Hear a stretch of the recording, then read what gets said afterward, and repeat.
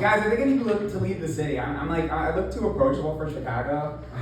Like, I have a very LA look, you know? I don't need to be here anymore. I look like the guy they bring on Sesame Street to talk about police brutality or something. That's tough for me. I'm mixed on what all your grandkids are going to look like in about 50 years. Hi, people. Nice to see you. That's a white person word for grandparents. Translate it for you guys. I'm mixed black and white actually, so if you don't know what that means, it means I sound white on the phone, but in person I'm like Dominican or something. I'm not really sure. I haven't figured it out. It's kind of cool. I can blend in with any group of brown people. I spent a lot of time in Italy, and because my parents are professors, and I went to the swimming pool one time. These guys are smoking hookah, and they called me over, and they're like, "Assalamu alaikum." And I don't speak Arabic, but I'm cool, you know. So I hung out with them for a few years. It was a good time. Do you guys mind if I do like a little bit of a mean joke? Is that okay? Yeah, it's okay. You guys asked. Okay, so okay, you guys asked for it. I have a really nice neighbor. She's an old Polish woman, and I met her because she has her kid on a leash, grandkid, and so it's like a genderless little, kid. And they were like, hi, and I was like, hi. And so now every time she sees me, she's like, nice man. Brings me meat pies and shit. It's amazing. And a lot of people give white people a hard time for having kids on leashes. But no, they really do. But for one, that's the appropriate place for white kids. Let's be honest. They're all safer. No, but I actually think I work with kids, and every kid wants to be a dog, so it's totally fine, I actually have a little sister too, and we were watching Clifford when she was really small. She was 4 years old. I was 12. And she was like, I want to be a dog. I'm going to go outside and poop. And I was supposed to be watching her, so I was like, that's a great idea. You should do that. And so she goes out, she does it, and my parents get home, and they're like, Nico, what the fuck is wrong with you? You let your sister shit outside? I was like, just be glad she wanted to be a dog and not a fish.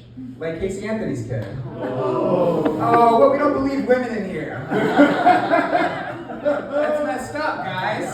You know she's back, by the way. Yeah.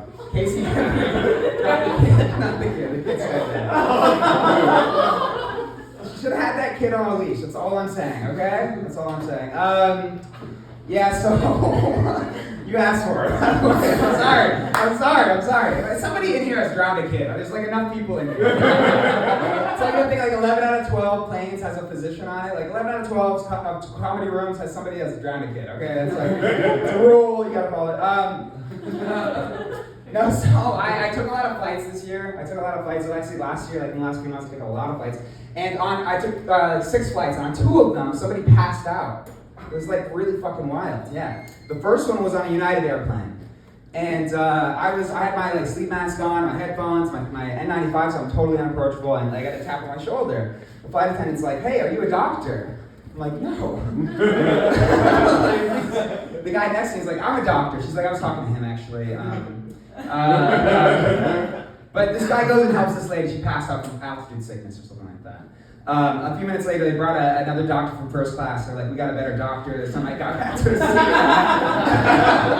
guy has some practice. He's doing really good, But I realized I have better health insurance flying United than I do on the ground. On the ground, I'm never going to see a first class doctor. It's not going to happen, On the ground, I've only ever seen one doctor at a time. In the sky, I'm a medical team. I'm an NFL prospect. The second time that somebody passed out was a Spirit airplane. And I was wearing a suit, which was cool, I'm not gonna lie.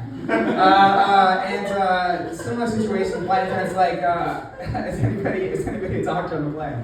And no doctors, okay? Spirit, right?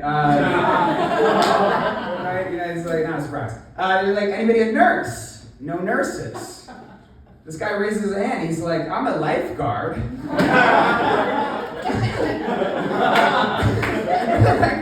If I'm dying on an airplane and the only option is a lifeguard, just let me go. Okay? I don't need a seasonal worker trying to resuscitate me moments where I die. Just actually throw me off the plane. That's how I want to die. it would be fun. I would die the way I lived with no safety net, you know. So what else? I have a very old car. People were talking about car earlier. I have a very old car. It's 21 years old. So I have about 4 more years for my car to fuck Leo DiCaprio. I'm holding out. Guys, you can tell the difference between an authentic Mexican restaurant and a white-owned Mexican restaurant just by the name. Did you know that? Like a white-owned one's going to be called something like Broken English. Right? A little racist, very rude. Very fucked up if you think about it. And an authentic Mexican restaurant will be called Taco Burrito number 1 through 4. Thank you guys. I'm Nico.